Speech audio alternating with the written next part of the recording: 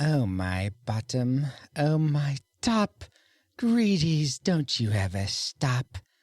Well, sure, when it's time to listen to this episode of the Retro Rewind podcast. Reflux capacitor, fluxing, crew to stations. Scanning for The Thief and the Cobbler, 1993. Prepare to rewind in 3, 2, 1.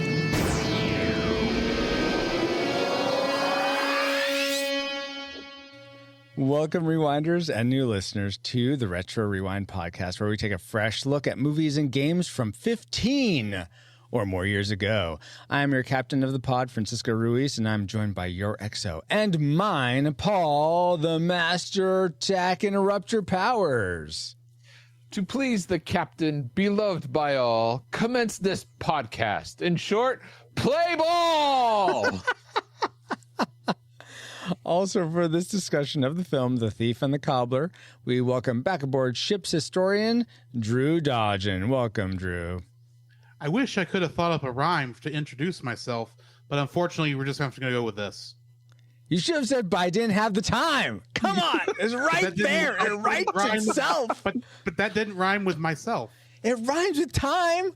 I wish I didn't say time. I mean, it rhymes with rhyme. Wow. Oh, my. Unfortunately, I didn't come up with the rhyme because I didn't have the time. It's right there. The palm of your hand. Anyway. So you're saying it's like the power of the sun. Yes, Icarus. Yes. In addition to the non-rhyming Drew, we are glad to have back aboard co-host of the Cellcast, Jacob Heron. Hey, Jacob. What's up, guys? Hey, I'm Oh. trying to steal these massive orbs. Can you help me out in some way? No. Sure, if you can rhyme. But apparently you can't. We don't want Sauron to attack the Golden City. I'm sorry, That's no. true. Oh, good point. Good point. But they're worth a fortune. Yeah, and I'm a man. You're just in a hurry to get to Disney World, aren't you? Pretty much. Well, I'm in a hurry to get to our episode. So now that you have a quick flyby of who we are, Paul, can you give us a quick overview of the production specs for The Thief and the Cobbler? All right, Thief and the Cobbler, also known as Arabian Nights. And Arabian Nights was released 1942. Dang it, Paul! It was directed by John Warland. Stop! What? The animated Arabian... Oh, the animated. Yeah, the animated one. Oh, you mean the Princess and the Cobbler? Yes. Oh, my gosh. Scooby-Doo and the Arabian Nights came out in 1994. Great. That's my movie. Yeah, runs an hour and 9 minutes. It was directed by June Falkenstein. It was written by Gordon Kent and Glenn Leopold. It stars Don Messick, Casey Kasem, and Greg Bursum. Oh, you know, the original cast. Paul. No, we want Aladdin and the King of Thieves. Come on. Oh, okay. You must be talking about the Arabian ways. Also known as The Thief and the Cobbler. It was released September 23rd, 1993 in Australia. It runs an hour and 30 minutes and is rated G. It was directed by Richard Williams and written by him along with Margaret French and Parker Bennett, with the lead voice actors being Vincent Price, Matthew Broderick, and Jennifer Beals. The music was composed by David Burnham, David Cullen, Robert Folk, and Peter Shade. Are you ready for the box office trivia? I'm ready. Drew and Jacob, are you ready? Sure. Yep. And All right. Everyone watching live, feel free to guess as well. Go for it, Paul. Because of the history and the conflicting reports, The Thief and the Cobbler was made somewhere between $30 million and $60 million. Oh, okay. And earned almost $700,000 at the box office. Yeah. Ouch. They had just the advertisement alone for this movie, they spent over $30 million on, and they got less than. Gosh. Jeez. So given this and the fact that This it was all sounds like a poor investment. Yeah, it does. given that, all right, the Beautiful fact investment, but still. that it was released theatrically in 1993, how high in the box office do you think it ranks among the other movies released theatrically in 1993? And by the way, I will make a caveat. Apparently, this was released in the U.S. in 95, but let's go ahead with the 93 since you already looked that up. All right. Okay. So it was released theatrically in 95? I believe so, yes. Interesting. I was Even going another for one of those conflicting reports things because I saw Yeah, the only could be. year I saw was 94. Yeah. On anything. Jeez, okay, then go figure. It's This all is over the not- map. Yeah. It doesn't matter. I already know what the answer is as soon as you give me what my upper limit is. All right, the upper limit is 300. 300 is where I'm placing it. Whoa! Okay, Drew, what's your guess? 300. 3. This Jacob, is how about you? madness, and it's not Sparta. Oh wow, Jacob, how about your guess? 394. You The can't next go one was lower than 300. 300. 294, you mean? You mean Okay, yeah, 294? 294. Oh, okay, 294, okay. Whatever. I don't have enough space for these high numbers. Let's see. In chat, Stacy guesses 200. Ashley guesses 299. I'm gonna be very charitable and say 200. So there, like right. Stacy. Yeah. Okay. So Paul, what was the final number? All right, this is interesting because the largest I could find of all the lists out there, they don't do the whole thing. They have a limit, and the largest limit I could find was 200, and it didn't even make that. So because that was over $1 million by itself. So anyone who guessed over 200, sorry, Captain, wins. Oh man! So Coffee and RPGs must have really won because they said over 9,000. What? Yes. 9,000? Yep.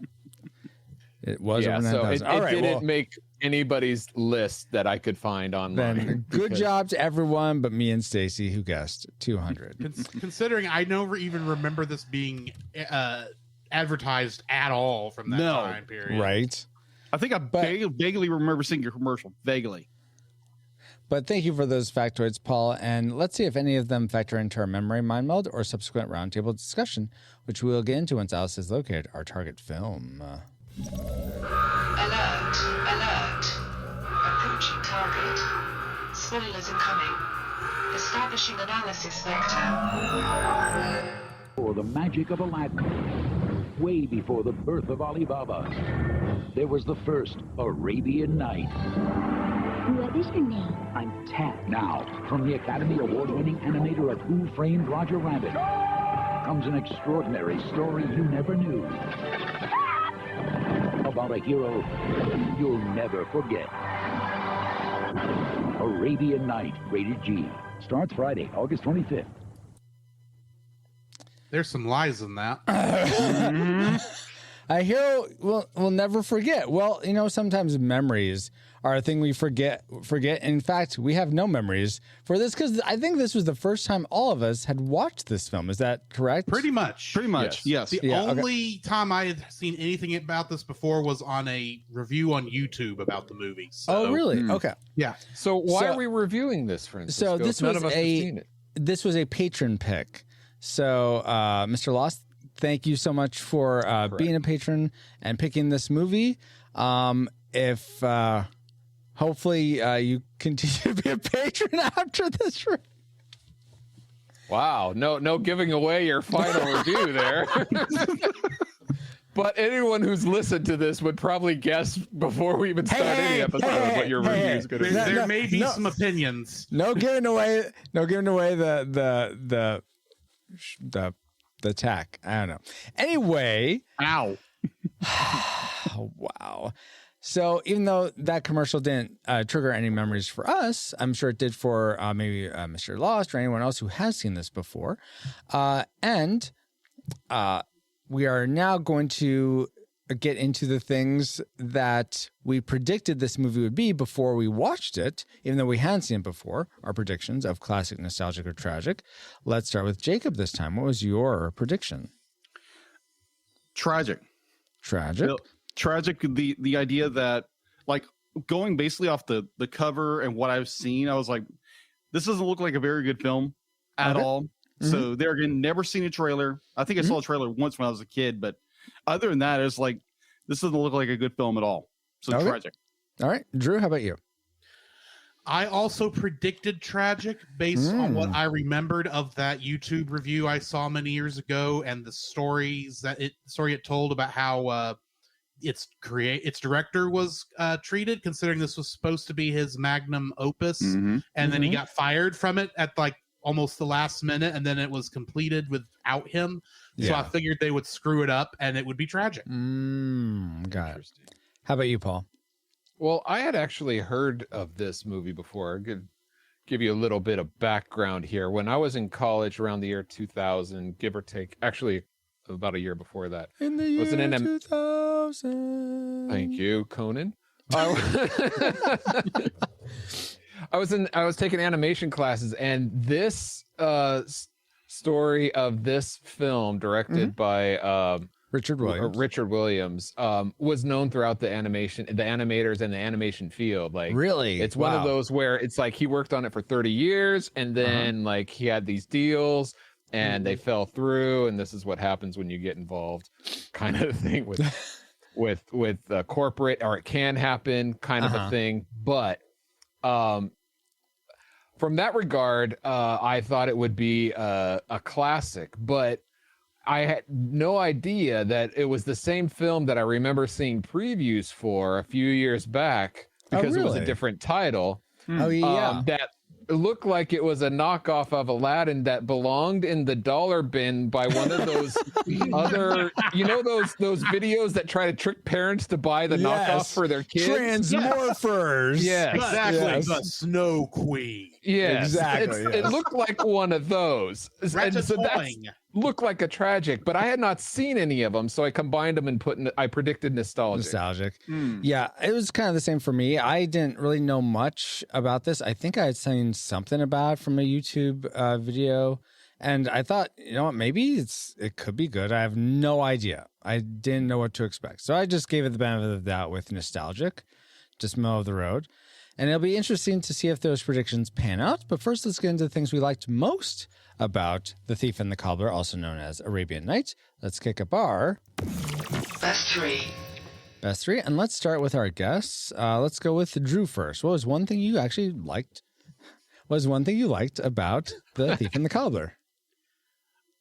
This is going to sound odd because I know this was not in Richard Williams' original version, but I actually loved the thief's inner monologue throughout the movie. I thought it was some of the funniest bits throughout it. Yeah. In many cases where the story seemed to drag, this livened it up. It gave me something to kind of look forward to, even when the story was, it's very obvious the source material was going in a more silent and visual direction. And to be clear, I also watched the recobbled cut which is the fan edit that is supposed to bring it as close to the original version as we can probably get it to, or what was envisioned. And I fell asleep during the recobbled cut. Long. Wait, so did you watch that one first, or I watched the Miramax, the Arabian Nights one first. Thank you. Yeah, and then I watched the recobbled cut because I wanted to see what the difference was. Yeah, and the recobbled cut was a little boring. Okay, and honestly, I compared it. I realized the thief's monologue was probably the part that I enjoyed the most. Really? Between the two versions. Okay. Jonathan Winters. I will say, Jonathan Winters was the voice actor they got for this. I thought he did good for what he was given. And I'm convinced he must have been what's the word? He was making all of these lines up as he was just watching. Ad-libbing. He was ad-libbing. Yeah. That wasn't the word, but that's close enough. I'm half expecting he must have ad-libbed like 9 improv. That is the word I'm looking for. But I feel he must have improv like those entire lines, just watching what was going on and having a blast doing it. But that is one of the brighter spots of, I think, the Miramax version. But that part, I'll comment that actually took me out a lot. I was very confused. I think the biggest confusion was like, why is this so much of just an inner monologue? Why is he not? I didn't realize that him and Tak were supposed to be silent characters. And so I'm like, why does his mouth never move? Why are flies around him the whole time? He does say a line at the beginning. I think it was Matthew Broderick who said, "Here's somebody who never speaks but always thinks a lot." And which does make you wonder how Matthew Broderick knew that. Oh, I missed that, I guess. Okay, interesting. All right. Yeah. It's the only explanation as to why he doesn't speak. Gotcha. But So in reality, neither character was supposed to speak until the very end when Tack actually has a line. At the he very says, end "I love you." Yes. Spoilers. Pretty much. So I didn't care for sounds that. like But James Earl Jones for some reason. Yeah, it's very deep. But I'm glad that you liked it, Drew. That's awesome. Jacob, what's something you enjoyed? Was it the John Winters inner monologue or something else? I was more drawn to the epic animation style in this movie. It was so brilliant. I see what you did there. You were drawn to it. Yes, I was absolutely drawn to it. It painted with a very broad stroke and just it drew me into the story with the art. It was just being a visual artist myself. I love when they go into this. The depth of field goes this very broad, and your character's movement. I think in the animation process, the director himself was so meticulous of how the animation had to be done and how fluid and how smooth everything had to be. And he was like a taskmaster with everything. Had to be right, had to be correct. That's why this movie took so long to do, as far as I understand. Yeah. And it's just it was just like watching it for the first time, like, oh my gosh, where have you been my entire life? Oh wow, that's cool. Yeah. I will say, to add on to that, something I liked was the detail in the backgrounds was just so high. Like there's so much detail, especially in like the Baghdad city. The city like shots. Really high detail. So I really like that as well. Paul, what's something you enjoyed? I also, for my first one, are the backgrounds, the detailed backgrounds. Now, not all the backgrounds, because some of them got confusing and a little bit unnecessarily so, in my opinion. But the detailed ones, those were really cool. Awesome. Especially like the chase scene, the MC Escher one that almost causes like a seizure attack. Oh yeah, I love that. Yeah, I was may be talking more about that here in a minute. Yeah. But also, maybe. yeah. All right, we'll skip it later. But what's something you wouldn't have skipped in this movie, Paul? I want to just go back to you. Go in reverse order. Besides the backgrounds, my next is the animation. Some of the animation in this is incredible. Like when like the destruction of like One Eye's machine at the end. Beautiful. To know that was done around 1980 before computers, and so it was so smooth and it is something that people really hadn't seen that much before. You can see a little bit of it in some of I remember the Tom and Jerry cartoons way back when, Chasing Down the Hall. It seems like some of those are would be computer generated, but some of the animation in this is so incredible. Got it. Jacob, you had mentioned you really liked the art, and where was this your whole life? Was the animation something that made your like list as well, or did something else pique your delight? So, as in a second like? Yes, exactly. AKA, what's your second like? That's what I thought. That's a horrible segue. All right, thanks for bringing attention to it, Jacob. Fine. All right, find it. Fine, I'll leave. All right. No. My second like would actually be Zigzag of all characters. His design, the fact that he was voiced by the late Vincent Price, and it was just more like, whoa, okay. My first watching this film, I'll get into that later. But the idea, his character, his motivations, his voice, the way Vincent Price does that voice, yes. It was so just so villainy. It's just I was like, okay, there's the villain I like. Yeah, like the last episode me and Drew reviewed for our podcast, Cellcast. Yeah. Our Thumbelina review. Our Thumbelina review. Oh, okay. Yeah. As of this recording, it is not been released, but it will be by the time this episode comes out. Oh, so go check that out. Yes. Good listener. Yep. I'm right there with you. I more on the Vincent Price side. I thought him as Zigzag was he's the most engaging character for me. I was really interested in him, though I still don't quite know if I got his overall motivation. Was he working with the One Eyes? Was it like a team up of opportunity? At the definitely opportunity. He worked for the One Eyes because the Sultan didn't want to give him Princess Yum Yum. Mm-hmm. That's right. So he decided to betray them because his entire goal is to essentially take over the kingdom for unknown reasons. Yeah. Okay. That's right. Other than the same reason Jafar wanted to take over the kingdom, he's the vizier who wants to rule. This one's power. Exactly. Unlimited power. Cosmic power. Paul, what's something else you? I'm sorry. Never mind. No, you can go right into my classic maker. Drew. What's one more thing you liked before we get to our classic makers? Well, since we've been giving Vincent Price so much love in this section, I'll continue. All right. I enjoyed Vincent Price is probably like the brightest spot, I think. Mm-hmm. Here. In terms of acting throughout the entire film.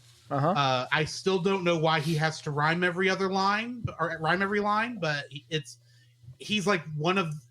I mean, don't get me wrong. I still love Jonathan Winter's Thief, but this you can tell it's very much in the original original creator's thought process, and you can tell he's got the most thought put into his character. Mm-hmm. And that's really why I enjoyed it. And plus it's Vincent stinking Price. He's got the most iconic voice in like all horror movies. He's like, if you need a slimy villain, you go to him. That's why Disney would come back to him to voice Ratigan in The Great Mouse Detective. Just don't ever call him a rat. Yeah, exactly. Oh my gosh. But yeah, don't Vincent call him Price, ever now. definitely my second like. Very good. Awesome.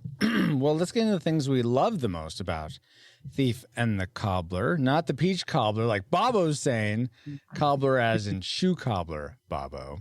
And I'm going to go ahead and start off by saying I really liked the character design of the One Eyes. It was interesting. Just they looked very villainous. I liked how they're all the same. I thought that was... They felt like this just overwhelming force that no one could stand up against. And I thought that was really interesting for an animated film like this to see such a large army. And which I don't think you'd even see that in live action of the day. So that was really cool to see all the One Eyes storming Baghdad. So that was my classic maker. Jacob, what did you love the most about this film? Ooh, what did I love the most about this film? I could go on and on about just raving about the art style. All right, then, Drew, what's the favorite thing you loved? But no, be like you. The character designs. Be like they're so unique. They're so different because you could go back to like in the earlier eras where they'd be like. The design of the characters were so unique. They're different from everything else going on, which matches in some ways with the backgrounds, and I'll get that back in later. Mm-hmm. But the design of the characters were just so unique, and they took you.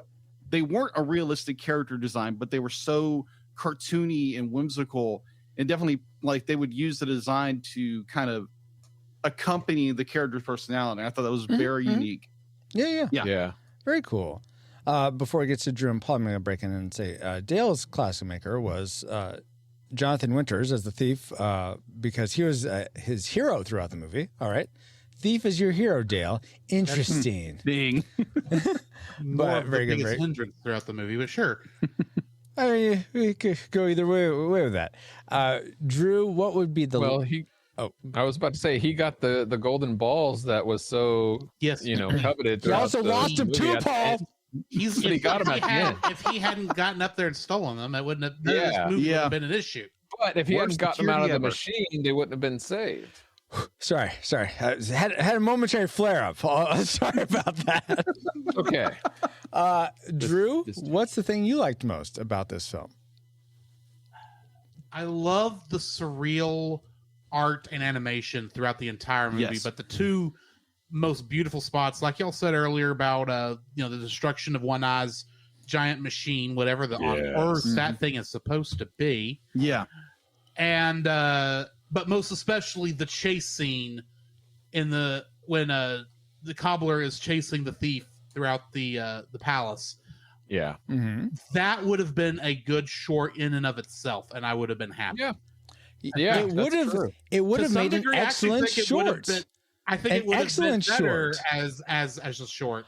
You know what? I think you might have something there. But even not just that, but I mean, even the animations, the fact that you can tell you've got perspective on like the lines, but you've got that flat texture on the ground. Mm-hmm. That and it's the animation throughout this is most of the time.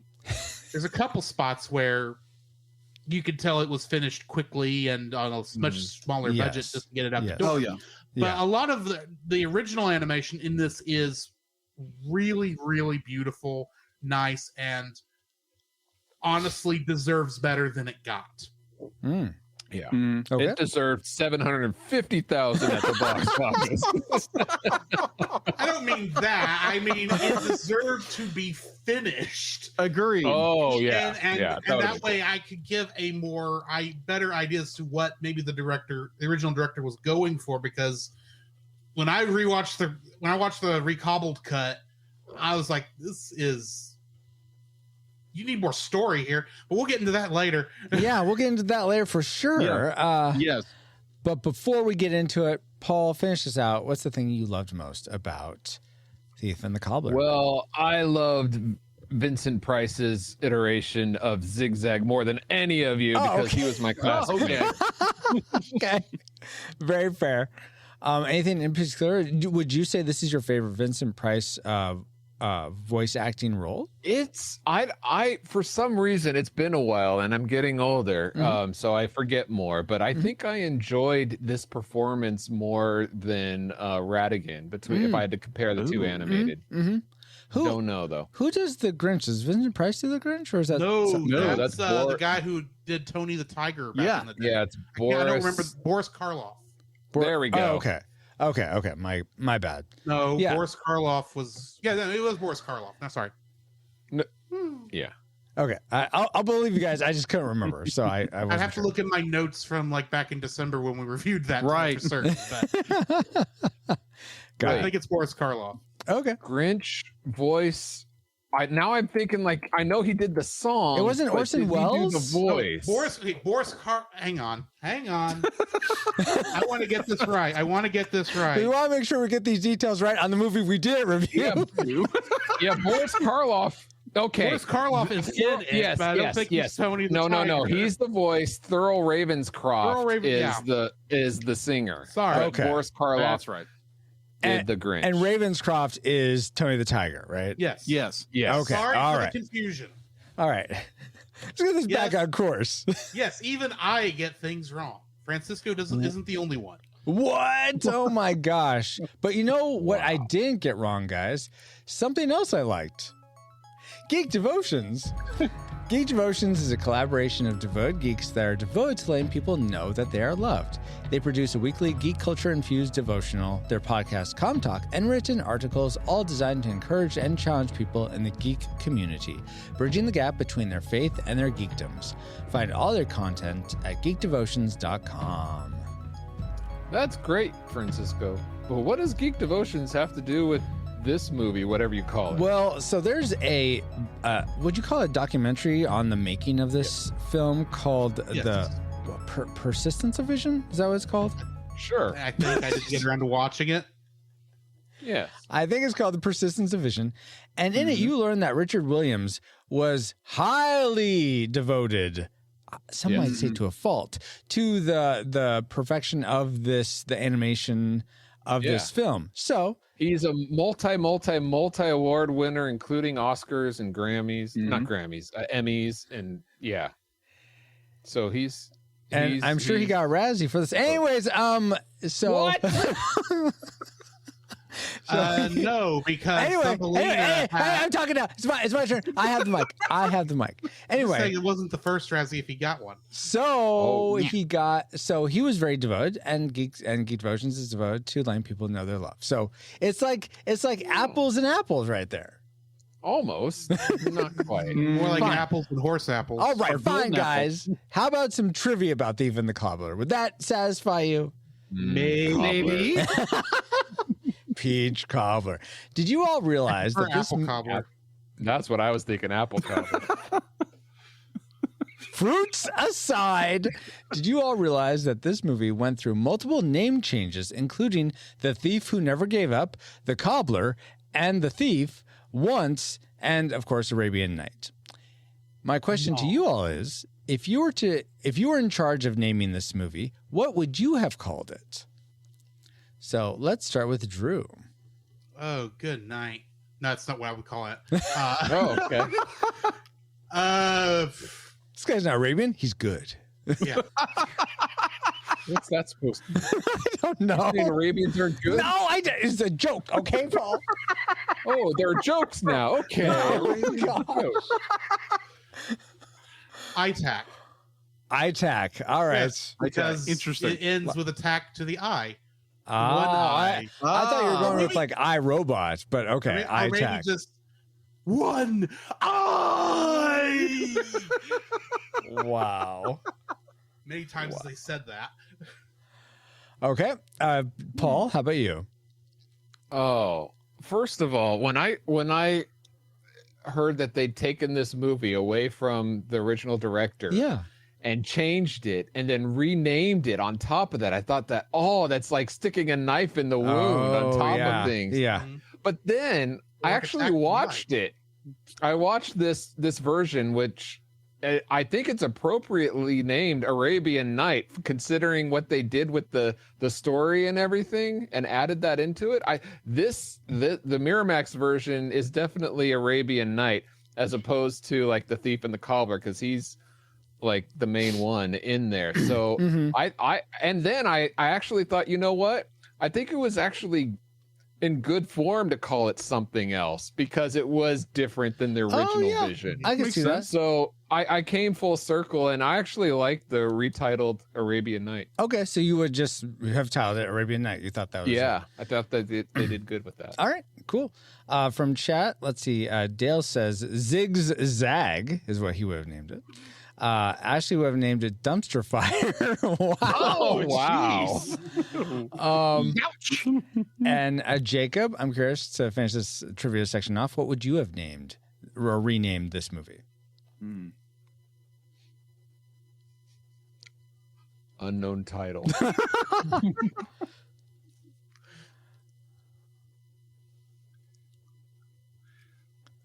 The Arabian Nights that needed to get back to its original director? That's not a good. Oh yeah, that's I gonna know get that's totally getting the 750,000. Good job. No. Great trivia, Francisco. Thank you, Paul. Could have just called it Kaleidoscope. That is true. That would have worked. Now that we have had all our trivial fun, let's find out what memories you, our awesome rewinders, had about The Thief and the Cobbler. Ashley Crumbitter says, "It's being hot garbage." Whoa! I get the feeling Ashley does not like this movie. I'm getting that feeling too. The plot is just disjointed. The characters underdeveloped. Overall, taking over an hour of your life that you will never get back. The biggest regret being that you didn't watch Aladdin. Oh my God. Wow. Oh, jeez. So Nice. you know what? I guess that's appropriate. That leads us right into things we didn't like about The Thief and the Cobbler. So let's spin up our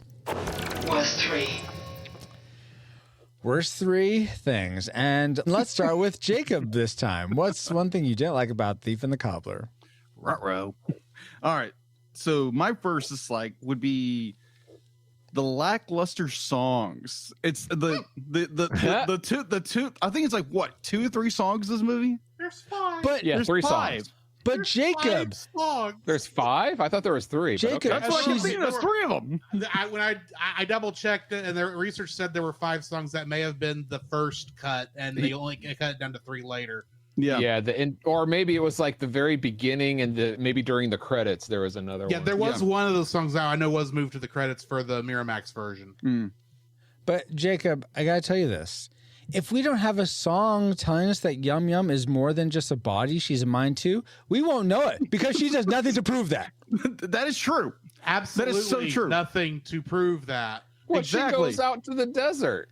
Wow.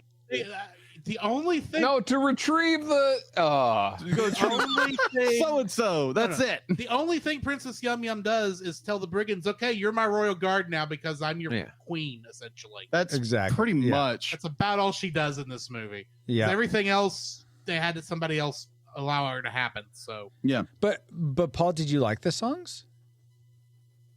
I like that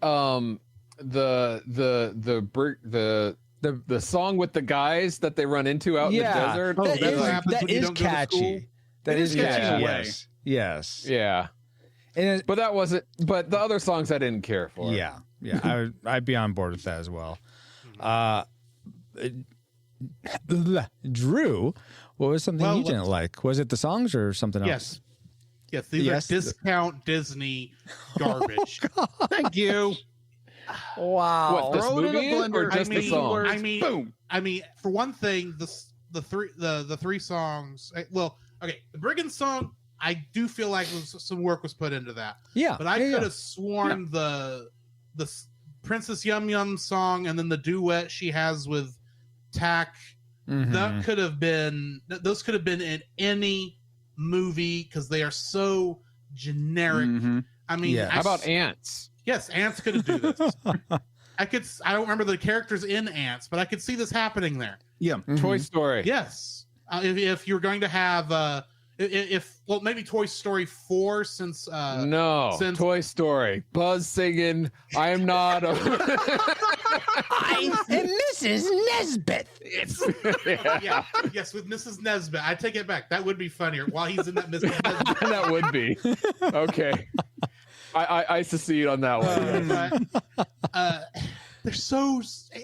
I could see any quote-unquote couple that's obvious the couple singing the song, no matter what the movie it is. It doesn't fit the movie at all, and this is part of the animation that was added, post Richard Williams, and you can tell because while almost all the Richard Williams stuff is animated on ones where every frame is a new picture, all the stuff that was added for the songs, all that is animated on twos, which means there's a slight difference in the frame rate. Yeah. Most people don't notice it, but I went, oh yeah, this is definitely much cheaper animation, especially since all she does in that first song is twirl around and talk about and sing. It's like, Jasmine did more than this in her song. Agreed. Yeah. Yeah, she let birds out of a cage. Thumbelina did more than this. Oh, jeez. You're right. Oh, my gosh. At least she had her own motivation. Yes, I don't know. She did something. Yum Yum's motivation, I thought, was very poorly shown in this. In either form of the movie. But that's not my dislike. My dislike is the music is stupid and ridiculous and generic and could have been... And if it had been left out, it would have been a better movie. Except if it's left out, then you fall asleep. So I don't know which of these ballads you want to pick. We'll get to that. Okay. We'll get to that. Paul, let's get to something you didn't like about this film. I mentioned that I liked the backgrounds, but something that I didn't like were some of the other backgrounds. Like, I didn't like... It made... Sorry. When... The thing in animation, what they want to do is kind of like comic books. You should be able to tell very clearly what's going on in any situation. But there were times where, because of the background, I couldn't tell what was going on. Like when he's in the jail cell, it's like, oh, look at these walls. Like, why doesn't he just put his hands up and climb up the walls? Because that's what it looks like he could do. It looks like it's very skinny, but no, it's apparently too wide, or these big... I know you talked about perspectives and flats, and I think some of the scenes work well, but I think a lot of them don't work well. I think A good studio that's doing it well recently is Cartoon Saloon. They did like Wolf Walkers and Song by the Sea and the Secret of Kells. They do some amazing flat backgrounds that you can tell, like, okay, the perspective's off, but you can see what they're trying to do with the entire picture, and it looks good. The animation, though, in those movies, even though I haven't seen them, but I know what you're talking about because I have at least seen commercials and clips and such. That is inspired by this movie. It's very painfully obvious it's inspired by the animation in this movie. They do it better. Yes. So yeah, you know what? I'll sort of add on to that or tack on to that, Paul. I will say it would have made my list if I had another one. But yeah, there are so many instances where, like, the biggest culprit was this one part where it's sort of a wide shot. I think that, like, tax going into the city or something like that. It's a wide shot. The doors open. I think it's when all these teeth come apart in this interesting way. But you see into the city, and it's like, how do I describe it? It's like as if you were looking. Okay, you guys know when you've all seen Inception, I assume? Yes. From 2010. So you remember the scene where the city is on its side, like it curves up and it's on its side? So that's what it looks like looking through this portcullis area, this gateway. It looks like all the inside of the city has like flipped up on its side, and people are like walking up the street, but it's on the wall. It is very, very strange to me. And so that... On top of, I know you guys said you like the character designs. I think, Jacob, this is one of yours. But I thought that and the settings, all of it was, I think it's just not my taste, honestly. It's just, it was very 60s, Don Bluth crossed with like MC Escher. It wasn't for me. Maybe it's just a taste thing. I didn't care for it. So that was just like on my end. Oh, go for it, Drew. This would go into my next dislike. So if you want me to wait, I go for it. Yes, please. Okay. Here's the thing. This movie, from what I looked at, most of the animation was done in the 70s and the 80s, and of course the rush to completion job in the 90s. Yeah. And boy, can you tell? Yes, you can. Yes. Yeah. There's some stuff that is like very nice, hand-drawn 70s, 60s, and 70s style animation. And then it goes into this 80s stuff where it's a little bit blockier. And it works kind of, but it doesn't. And you can tell the backgrounds were done at an entirely different decade than the characters were animated a lot of times. And there are times where I just get a very big cognitive dissonance. Yeah, that's $50 word because... You get hand-drawn, you get CG, you get, and by CG, I mean like early, obviously printed out on a tractor printer after running through an... I was about to say, they probably rotoscoped some of the stuff. And there is some rotoscoping. Not a lot, but there is some rotoscoping. And then it's... That cognitive dissonance that I get from the movie is what really pulls me out of it the most, in terms of... It's what makes me realize it reminds me of modern art. And I hate modern art. I was about to say, because it's crap. Like I said, modern art. Yeah. All right. And postmodern art's just worse. Yes. And while I enjoy... This is opinions. Oh, I completely agree. Wait. And while this isn't a fact thing? Oh, my gosh. Wait. There's a lot of subjective in what I'm saying. Yes. There are ways they could have made this work very well. But unfortunately, I don't... You get right down to it, this movie's missing a lot of polish. Yeah. And that's what makes that cognitive dissonance even worse. I wouldn't say polish. I would say finishing and cohesion. That's what I mean. That's how I... Okay. All right, this is very obviously been... If this were like a wood statue to give kind of a thing, you can tell there's a lot of intricate little carvings throughout most of the piece, but it's missing that coat of varnish to really seal it in. That's really more of what I'm thinking more than polish. It's missing that final coat of varnish to make it complete. Yes. And that's what makes none of the stuff, I think, mesh together as well. Anyway, sorry. Yeah. Yeah, that totally makes sense to me, Drew. Jacob, would you say that internal, I'll call it anachronisms, like because from the different styles, or just that lack of cohesion made your dislike list, or was something else completely disjointed from that? Something you didn't like? Well, I can see Drew's point with art, the expansion of time creating this and the technology available to them during the production. They would obviously try to use that during production, but I can see where the incohesion would kind of they would mesh in so many ways. I can see that now. Yeah. But I overall, I still really enjoyed the artistic style of the film. Awesome. Okay, cool. One of the things it bugged me because the idea of the focus on this film was so just rabid. Rabbit. It was just all over the place. Oh yeah. There's rabbits.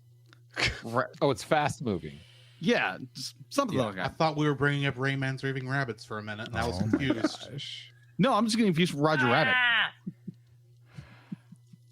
But it's just you have a center focus, and then it starts going out, but then it starts to the focus starts to go away and be like, and then to me, there's a lot of disjointed focus on this movie, and it's just it gives me more of a. It's like, oh, okay, so when I think it's the partner company who took over the Completionist, the Completionist, Warner Brothers, I believe, is who Brothers was the publisher, but I mean when it left Richard Williams when he got taken off, it was put on it was. The people that actually animated the company to finish animating it. Yeah, it was called the Completionist Board or something like that. It was literally made to complete the movie. Gotcha. Yeah, just at that point, be like the general focus of the story had been lost, and so now there's they're trying to, lack of a word, cobble this movie back together to make a completed movie, and it seems they've shifted things around to make it more of something else that the director didn't want. And I've not seen the recobbled version of this yet, but it just seems there's a lot of this movie that's it's disjointed. There's no focus to it. There's points where there is focus, but then there's not focus. You guys are building an amazing case toward my Tragic Maker. I appreciate this very much. Oh, don't worry. This is building towards my Tragic Maker too. Don't worry, Francisco. There's more to come. Okay, good. Because one of the things that I disliked was one of the things that almost early on, you start to hear all these sound effects with the thief bumping into things. Yeah. And they are Hanna-Barbera with the over the top zonk, honk, boing, and these are less serious sound effects. And so if you're not going to be serious with this, it gives the message that I shouldn't be serious about this film and not take it seriously either. And it's not one of those, oh, this is funny, laugh at it serious. Or not serious, like Hanna-Barbera. This isn't like Scooby-Doo Arabian Nights. Unfortunately, I've never seen that. I haven't seen it either. It just and I like Drew have seen the recobbled cuts, and those effects are not in it. So it's something that Miramax added later. Oh, really? I don't know why. I think the movie's worse for it. Well, it's either Miramax or Allied Filmmakers, because those two versions are different. Right. There is. I haven't seen the other one either, so I don't know where who added what. But that was not a good addition, in my opinion. Yeah. In fact, it made my second dislike. Got it. Yeah, and that for me, that the overall sound of this, I think I was so distracted by the visual components of this, which we'll get into here in a second, that the sound didn't really hit me. I did notice that sometimes the score, I felt like, wow, this is actually kind of a nice score, but it wasn't enough to even make my like list. The thing, though, that's my second dislike, and then we'll get into our Tragic Makers for Thief and the Cobbler. And this probably goes to, like Drew was just saying, this went from Richard Williams to this completionist company. But the blocking in this movie seems so all over the place. Or not even all over the place, just so static. That's a better word. And non-dynamic. for instance, it'll be like close-ups, like yum yum, tack, very close up. And then it'll shift to just medium shot where everyone's sort of on the same plane. There's no depth, like this character's moving here while this other one's moving back and forward. And then super wide shot. Like, oh, where's the character? Oh, there they are. Whee! It doesn't help that Arabian Nights has only been released in DVD quality, so you can't really. Yeah, there's good night. No that transfer was a piece of that's the biggest piece of hot garbage. Is that transfer? That is true. Oh my gosh.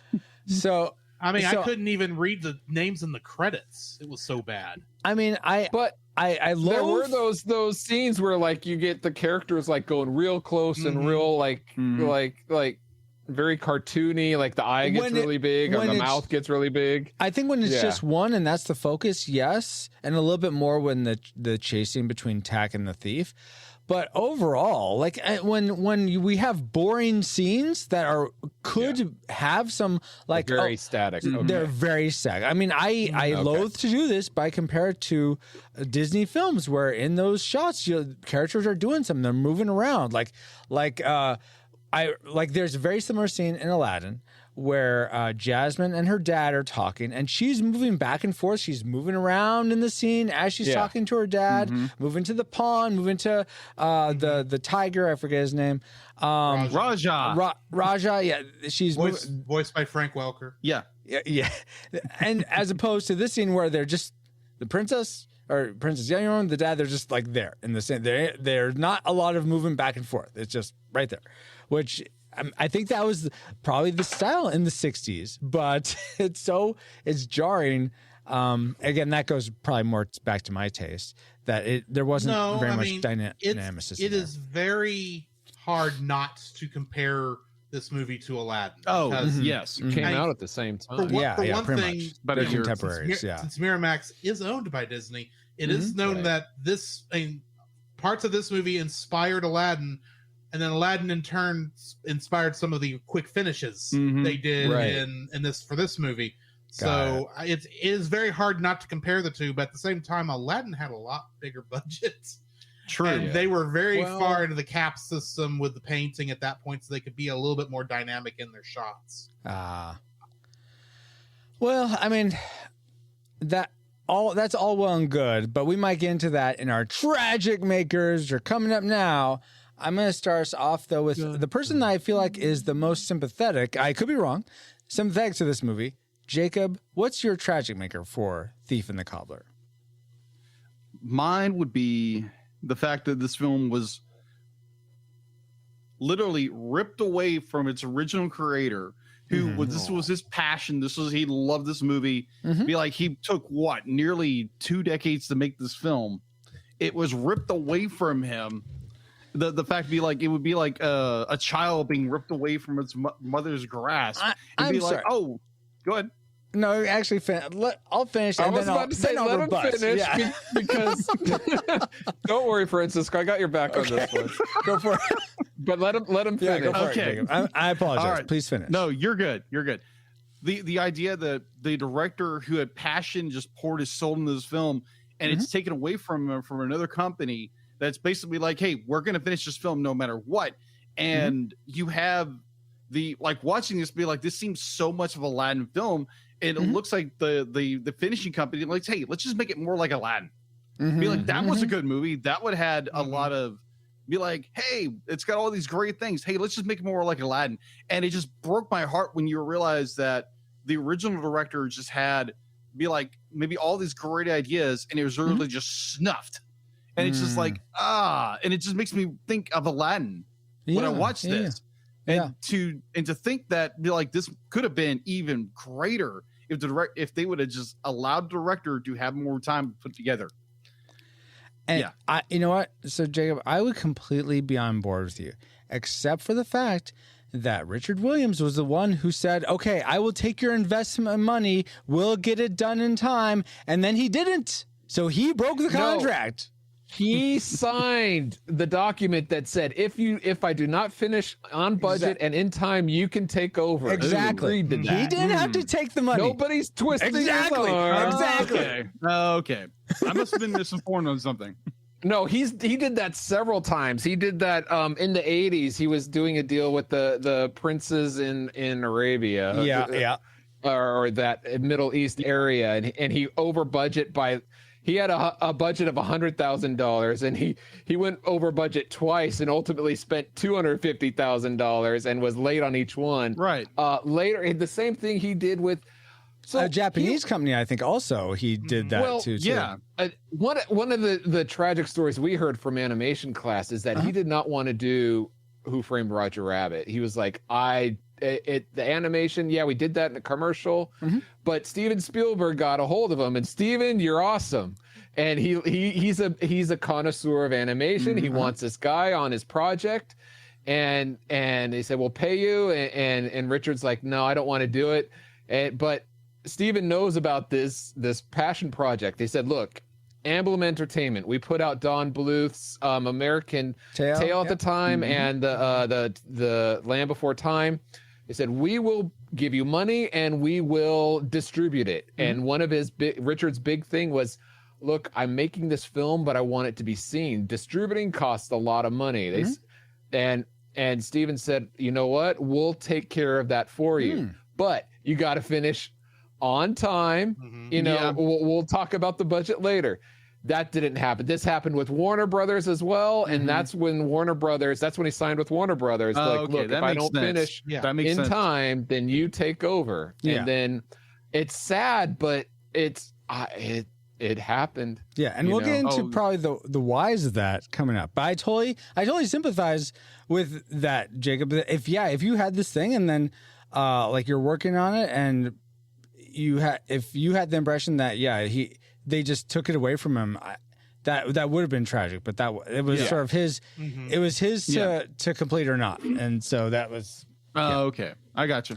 At least that's what the documentary was said. So I have a lot of faith in that. I didn't watch the documentary. I just went off what I read off Wikipedia, which you know how good that is. Yeah. Oh yeah.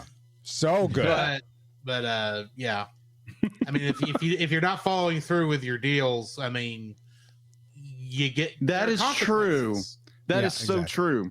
Yeah. Okay, so honestly, if this was really his baby, he would have done a lot better. He should have taken care of it a lot better than that. True. Yeah, exactly. Well, you have one of these, and maybe Francisco's going to get into it. You have the artistic approach, like, look, this is my masterpiece. If I can see an area where I want to make it better, you're gonna, and this is what his approach was the whole time. It's like, that's why it took decades and decades.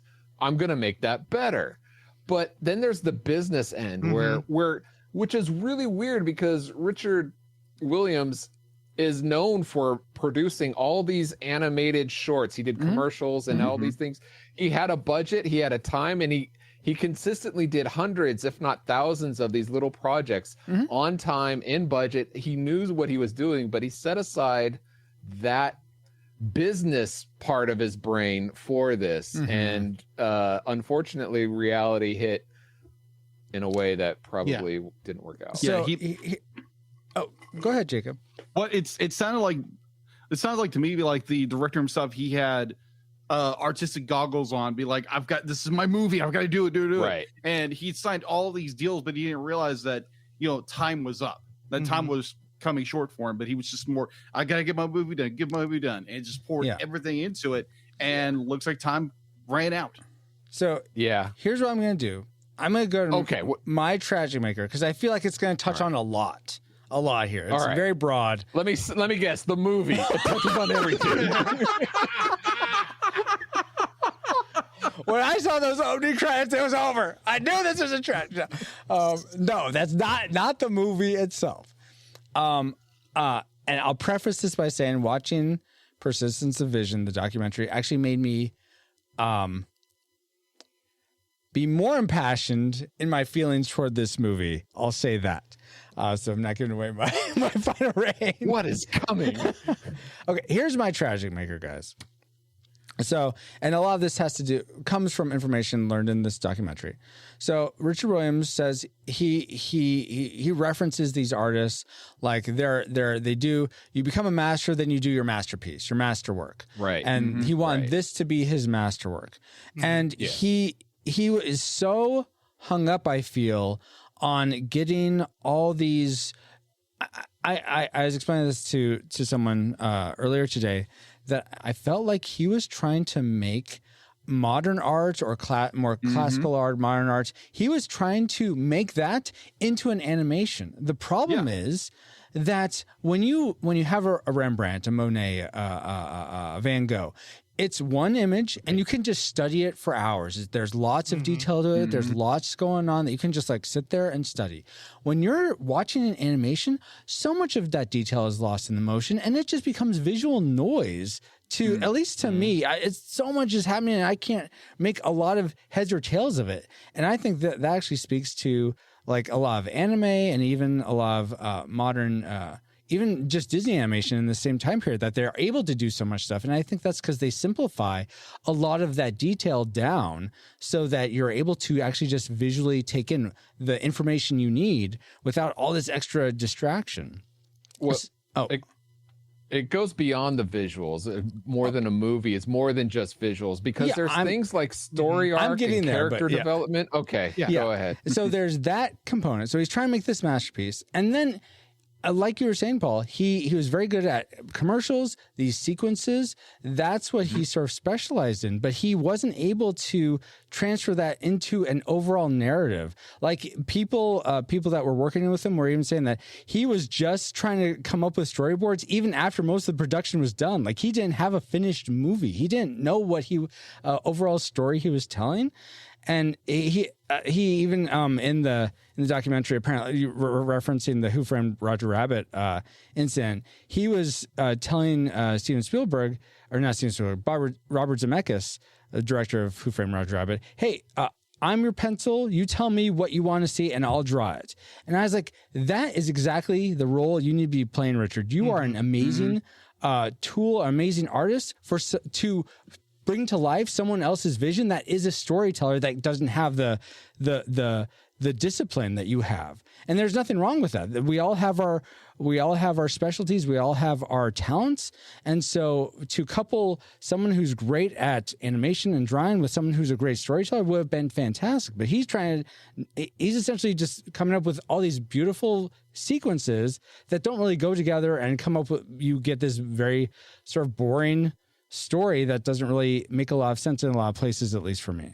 So so we have this animation that's too verbose, I'll say, along with a narrative that just is very flat, which that's so interesting. There's so much detail in the animation, but the story itself is very flat. So that's my tragic maker. And that the fact that he like worked employees to death pretty much really gnawed at me and got me irked. But that's not really the movie's Sounds like fault. Steve Jobs to me.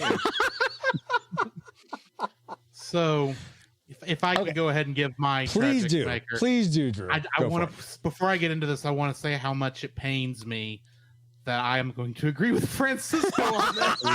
Whoa! Because here's the thing. That's what we call a victory, ladies. No, it's not. No, here's the thing. I'll give you a point. 1 point. All right, go for it, Drew. One whole point versus Team Womp's millions is going to do so well. Anyway.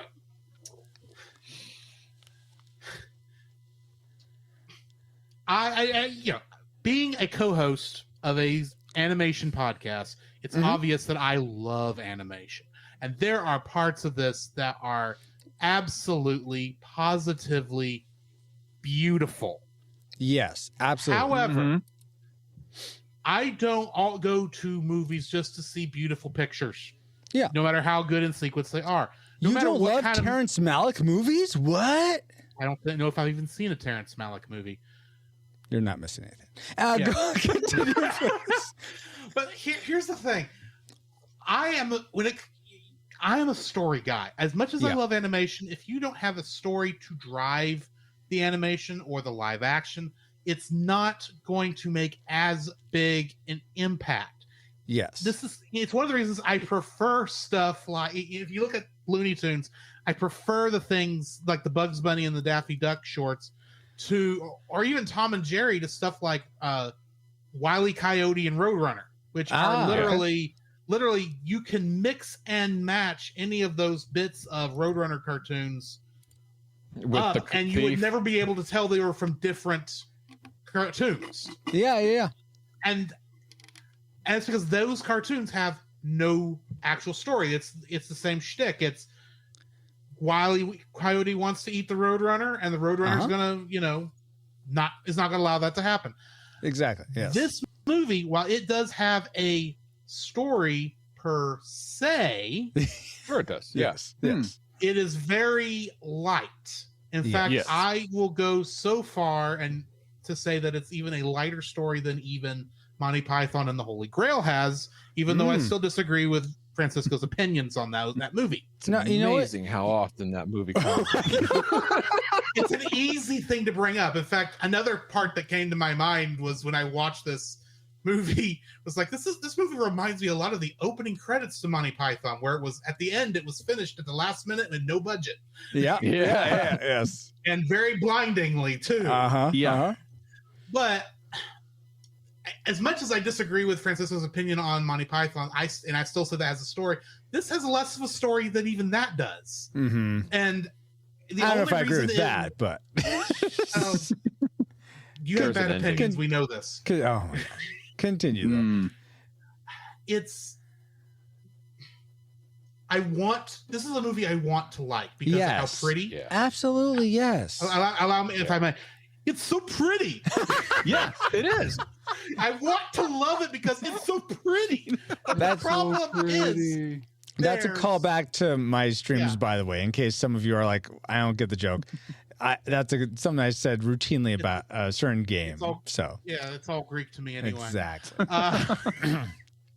But I mean, it's a movie, even though there's these parts that like blow me away in the fact of the hand-drawn animation, the amazingness of it. The guy needed a script writer to focus this story in, and yes, that does mean some of those spots are not you're going to have to cut out. That is so meticulously well done. But if you don't have a story, you don't have a movie.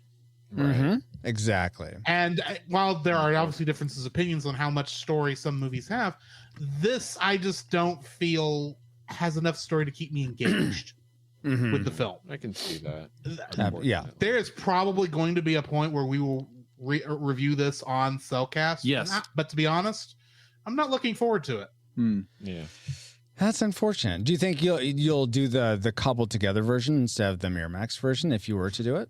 I actually want to hold off because the recobbled cut that I saw, I think, is the fourth version that the fan has done. Oh wow. Yeah. Jeez. And okay. he's apparently working on an HD version. Oh, that's cool. So I would wait to see that, or there is rumors that some of the people at Disney who technically own the footage at this point may make another pass at making a better cut also, but I don't know how true any of that rumoring is. Okay. But at the same time, I would hate to see someone try to do this digitally because you'd nearly have to redo the whole movie. Yeah. And that may not work as well. Guys, you know what we need? Some of that.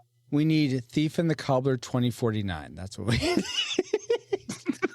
Or just make a new movie with the same story, but keep the parts of the animation Aladdin. that worked well and Yeah. and just make a better story that fits those bits of animation. Right. Well, Even that's if you what they have to tried to redo it. do with Arabian Night.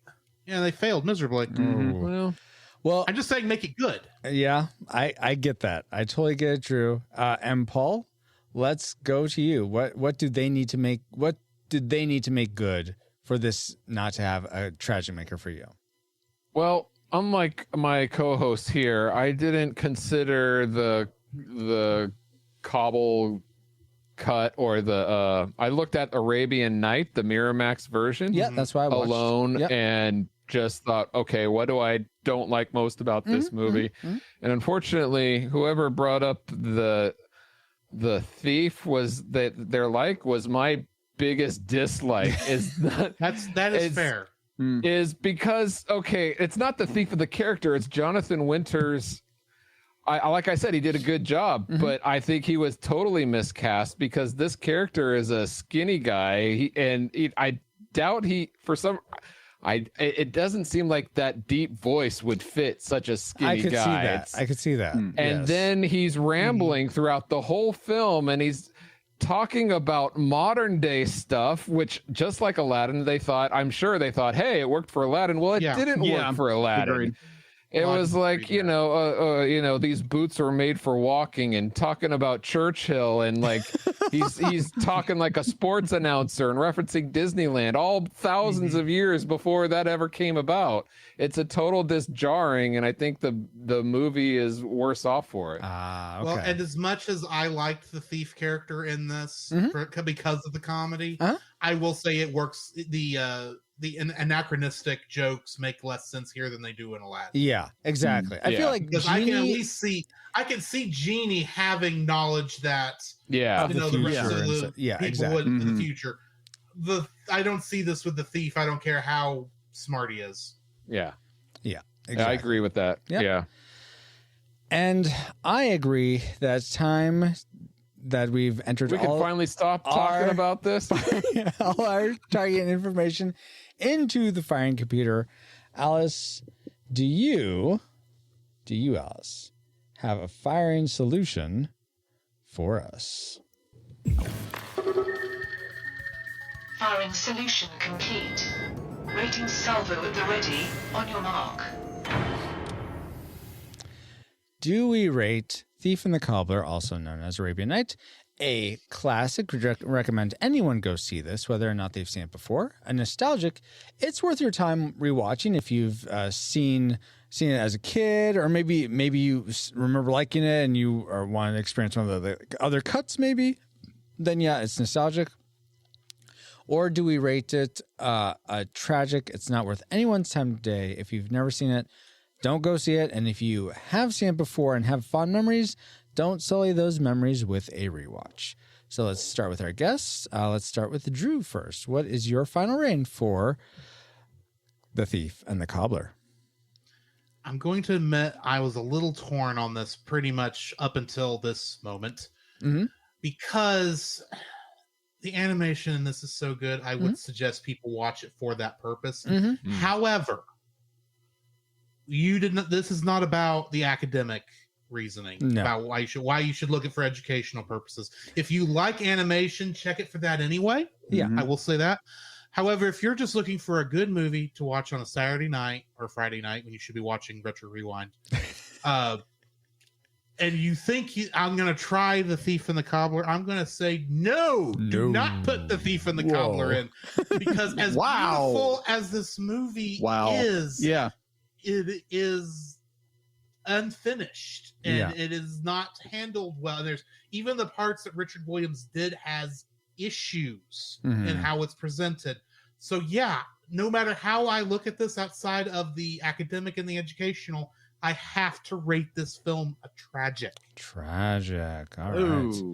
Dun, dun, dun. Jacob, would you cook a thief cobbler? Ew. No. That'd be one nasty pie. No, I would definitely I was torn like Drew was. The fact to be like being an artist, be like loving the visuals. Yes. The artistic modes and the different styling and everything. I love that part about this film. And the story itself is so disjointed, and you have so much like problems with everything going on. I would definitely give it a nostalgic. All right. Nostalgic. Totally fair. Paul, what's your final rating for this film? First, I want to say I'm so glad that we have both Drew and Jacob, who are connoisseurs of animation, helping us review this movie. So they know what they're talking about. They have an eye for it. Go check out the Cellcast, cellcast.podbean.com. That being said, I'm going to have to highly disagree with them in that that I did not have a hard time in reviewing this movie, A Tragic. This God. I thought you were going to go classic fly. I'm like, where are you going with this? Oh, okay. I was about to say, it does not fit anything we've talked about. Yeah. If you're a quote unquote normal person, avoid this movie. Even if you're an animation buff and you love animation, I would say this movie is tragic. Now you can watch, especially the cobbled cut. I have it in HD. It's out in there in HD, but maybe you meant 4K. True, but I think when I saw the HD was upscaled. A native 1080p. Tell me when it's VR. Okay, continue, Paul. Anyway, even if you're an animation student, this movie is no matter which version you watch, it's slow and boring. But the visuals are nice, especially in the recobbled cut. If you're going to watch this for the visuals, just forget Arabian Nights and watch the cobbled cut. Highly tragic for me, unfortunately, because of this. I like these guys. I wanted to like this, but it was so hard. I'm not gonna mince words. Tragic, all the way tragic for me. I didn't enjoy this. It was hard to get through. I think Jacob's having a heart attack over here. Poor Jacob. I got attack in the heart. That's totally fair. Attack in the heart. You got a heart attack. Yes. Yeah. Oh my. You give cartoons a bad name. Wow. I think they give themselves a bad name, or at least this one did. Oh, jeez. Yeah. But so according to the Retro Rewind podcast, we rate The Thief and the Cobbler a disputed tragic film. We won't recommend anyone go see this, whether or not you've seen it before. We still appreciate our patron, Mr. Lost, for picking this. I am very grateful because I've been wanting to watch this, especially the historical impact of the animation. Exactly. Totally. I think it's a good excuse for us to get around to watching it too. Exactly. So thank you for that. We got too many films we still really want to do that we haven't started getting to the bad stuff yet. So the weird stuff. I've got one I'm looking forward to, but I haven't. Oh boy. Yeah, I mean, and it's not like this is Monty Python and the Holy Grail. There's some redeeming qualities about this film, but Retro Rewind podcast rate. I'm talking now. Retro Rewind podcast rates. I'm talking now. A disputed tragic film, but now it's time to get back to our own time. Good old 20XX. 20XX. Comsat online. Receiving incoming transmission.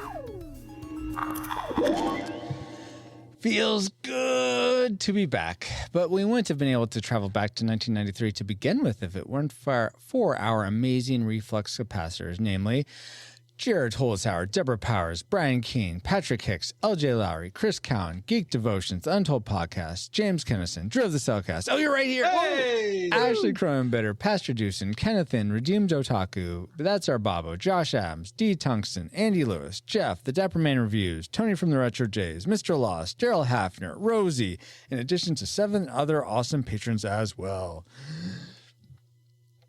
Thank you all so much for keeping the gigawatts coming. And if you want to help us keep flying for as little as $1 a month and get bonus content for your generosity, head over to retrorewindpodcast.com/support to start. This stream is sponsored by PaulJPowers.com. And while we're thanking people, we also want to give a big, not tragic hug Drew Dodgen and Jacob Heron for... Sorry, is that how you pronounce your last name, Jacob Heron? Heron, Heron, like the bird. Excellent. All right. Thank you both for supporting us with your thoughts on The Thief and the Cobbler / Arabian Nights with us tonight. Let's go alphabetically and start with Drew. Where can people find you online? Is there anything cool you got going on? Well, on I have been streaming recently. On Saturdays, I've been playing Super Mario RPG. And then on Mondays, I've been streaming Dragon Quest XI, which apparently I am now halfway through. Oh, cool. Which was a bit of a surprise because everything I was looking at originally made me think I was 2/3 of the way through. More. And if I was playing the original Dragon Quest XI, I would have been correct, but I'm not. I'm playing the definitive edition, which added a bunch of extra stuff I didn't realize. Nice. Okay. So I've probably got another couple months on that on this game that I didn't realize was coming.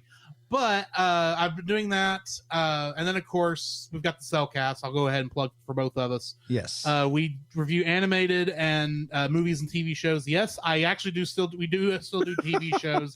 Yes, I'm a little slow at getting those episodes out. I get distracted. My apologies. We will finish Tangled the series eventually. We'll get there when we get there. Exactly. Just like our old podcast used to say.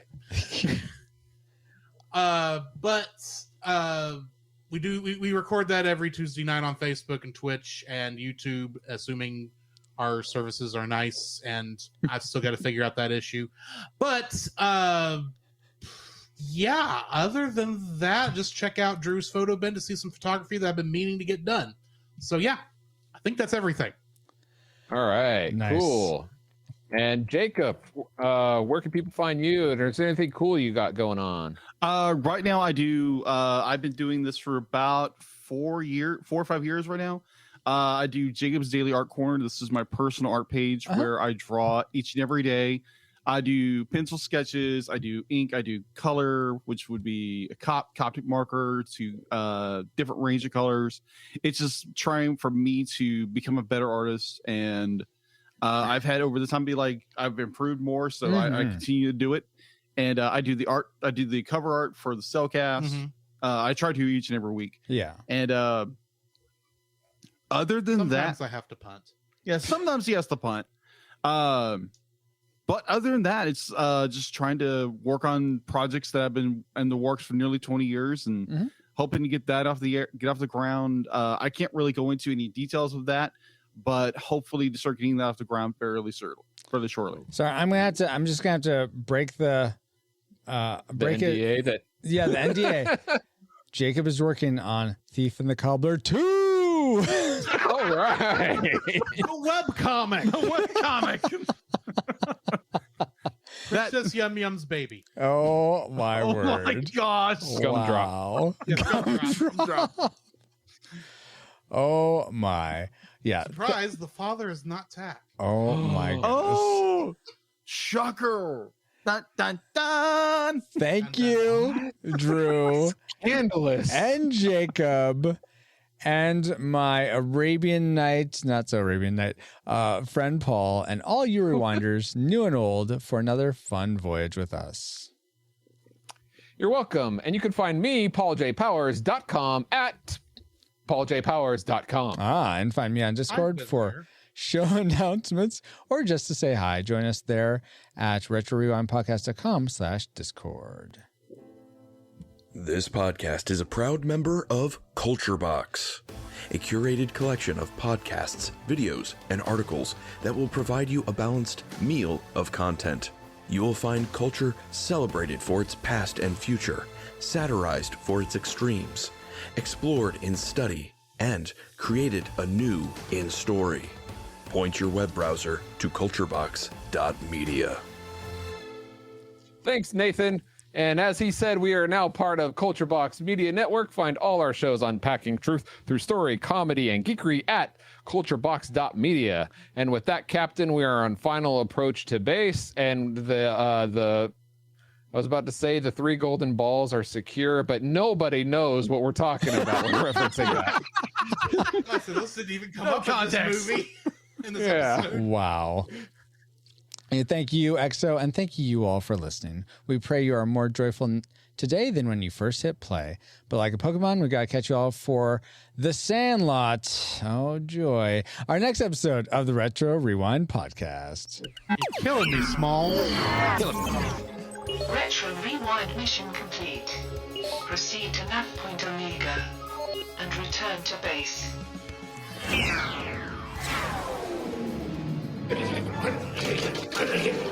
Ooh, Mom, what are you doing here? What am I doing here? What are you doing here? You never visit, you You never cool. Have you got a goil yet? Come on. What? You want skin?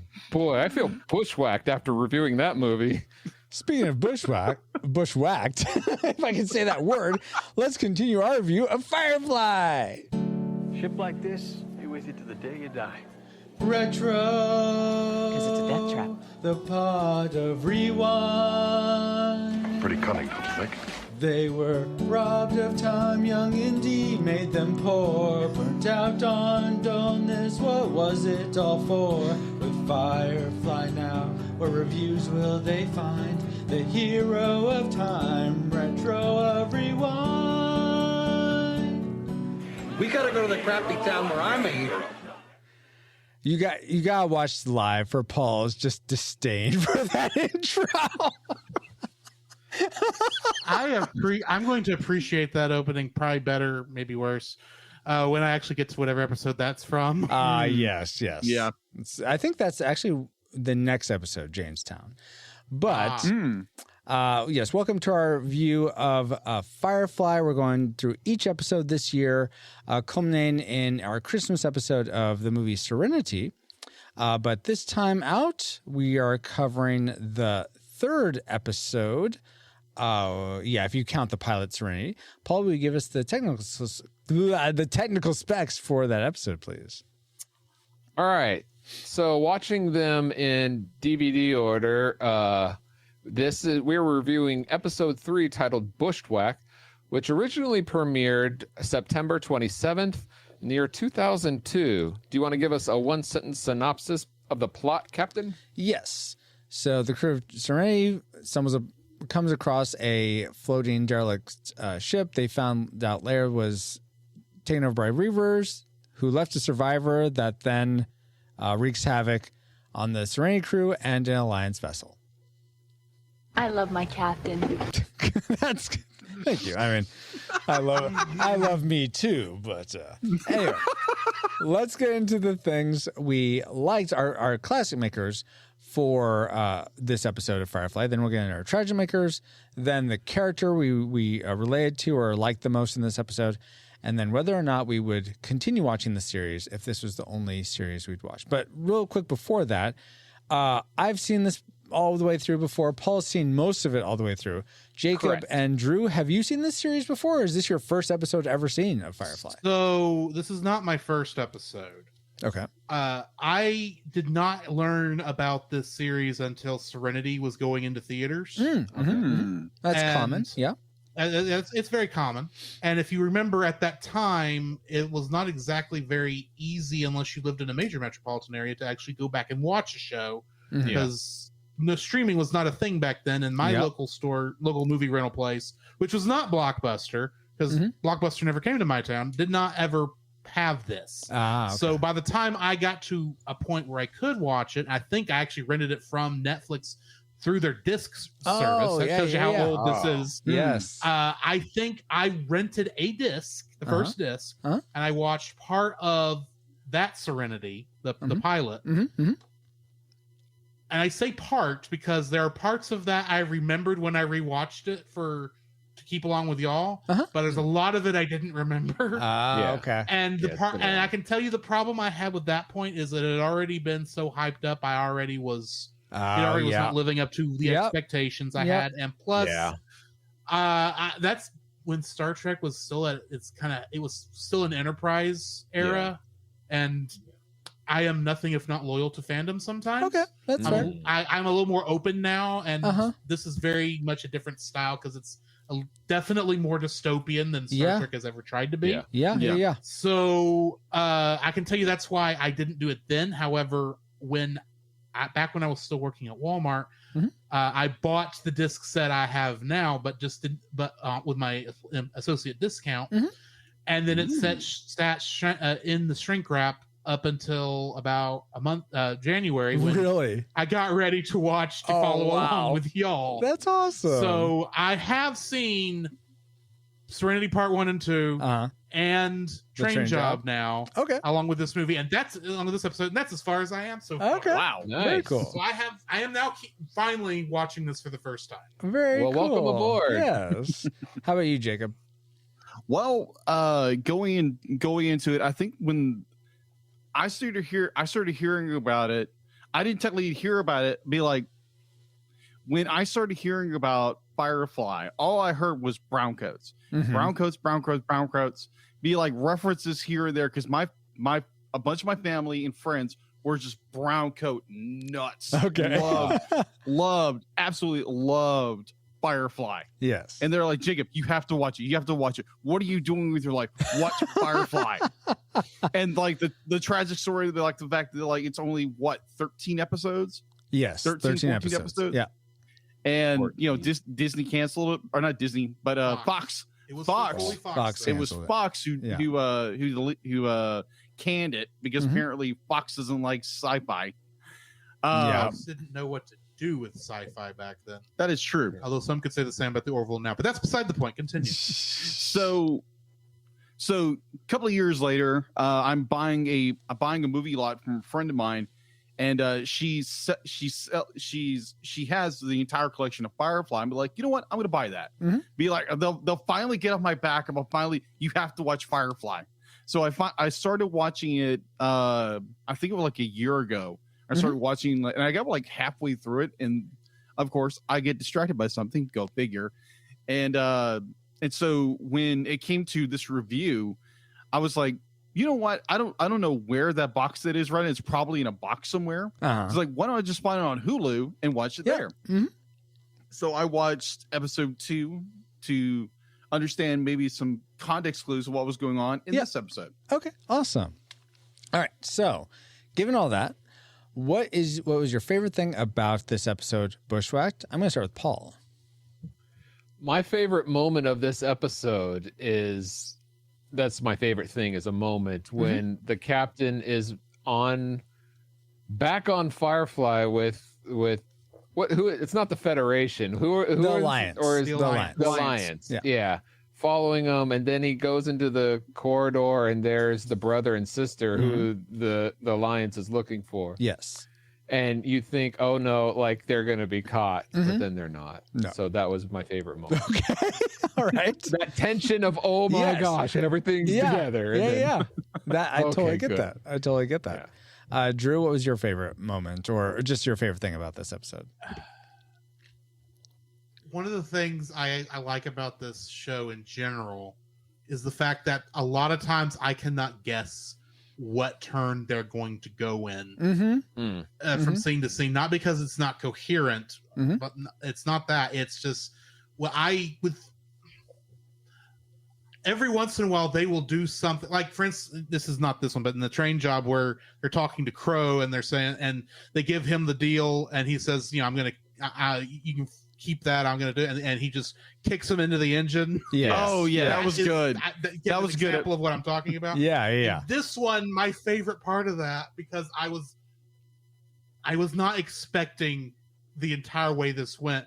Throughout the whole episode, Mal is, or the second half, once the Alliance shows up, he's pretty much telling the captain of the ship, He told the truth the entire time. Yeah, exactly. But the captain does not believe him. He's like, oh yeah, these are a bunch of crooks, bunch of criminals. And he says, and at the very end, when the guy who turned into the Reaver finally attacked, and the fact that the captain just does everything that Mal said to do at the end and just blows the ship up and everything, it's like, okay, I just love that, because there was a point there where they're getting into this, and for whatever reason, I had to pause. I don't remember what it was. And I just got curious, like, I wonder how much of this episode's left, because there's not much. As the story has been going on a while, it's got to end sometime. And I looked, and I had 2 minutes left in the episode. And I thought, how on earth are they going to wrap this up in 2 minutes? So I went ahead and played it. It's like, oh, that was strangely well done. Yeah, what I was not expecting. That's funny. I can definitely see why people like this show. Yeah. Yes. Even though it goes against like 90% of how I think sci-fi should be done. But anyway, it plays with your expectations. It keeps you. It is definitely more Western than a sci-fi setting than absolutely than a pure sci-fi. Yes. And I think that's what throws me off sometimes. But anyway. Sure. Jacob, what was something that you really liked? What was your favorite thing about this episode? I loved when they boarded the abandoned vessel. And just like the hard start you get into the episode, they're playing ball, and all of a sudden there's a proximity alert go off, and it was like, okay, and when they get onto the ship, it's instantly you get a Ridley Scott Alien film vibe go on to it. It's just like, oh my gosh, what is going to happen? What's going on? And they going through it, and by the end of it, they're like, Mel kind of figures it up, be like, oh, and exactly what they're like, and they pop the view goes up and all the lights go up, and it's like, oh, the bodies are hanging from the raptors. I'm like, oh, this is clever. Oh, this is genius. And it's like, there's your introduction of the Reavers, even though Bill, I've only seen like half the season. I've watched Serenity for some reason. I'm like, oh, that's what Reavers are. Oh crap. Yeah, but exactly. yeah, just that whole intro was like, oh my gosh, this is amazing. And it also gives me Star Trek 2 Wrath of Khan kind of vibes when they get on the station. Did you really just say, after I beat it into your skull that it's pronounced Trek, did you really just say it was Star Trek? I didn't pick up on that. Maybe. Let's stay on track here. Let's stay on the Star Trek. So the thing I liked most about this was the interviews that the captain of the Alliance cruiser has with all the different characters, and you get a good flavor, especially if this is like your first episode. Like the first few episodes are sort of like mini pilots in themselves, like reintroductions of these characters. Because in TV you don't know, back then, not these days, but back then you didn't know when someone was going to catch an episode early on. So, but I just liked like how Jane was very silent. He didn't say anything. How Kaylee's just going on and on about how the Serenity is not a piece of junk and like confusing the Alliance officer. And Zoe's just like, find the lights. I fight with my husband too sometimes. It's just like, it's a great insight into each of their characters. So I love that the most about this episode. But there are certainly things not to like about this episode, and I'll just segue into the thing I didn't like. This is actually one of my probably least favorite episodes, just because I feel like it tries to be too serious, and after the first time of seeing it, you sort of for a couple reasons. First, I think it tries to be, you're right, Jacob. It tries to be Alien, and I feel like it's just, you don't have enough time to build enough tension for it to be really purely like, oh my gosh, what's going to happen? I think it does a good job in the time it has. Yeah. But, and second is that in the overall lore, Reavers aren't made this way. Like if you go to the movie, it's a completely different thing. And I'm not going to spoil the movie in case you're like watching along, building to the movie. But the way they talk about how Reavers were sort of made in this episode, where they got out to the nothing in space and became that nothing, isn't how it works. So that's a little disjointed in terms of the overall lore. I don't think it is, actually, because we're not hearing the truth in this about how the Reavers are made.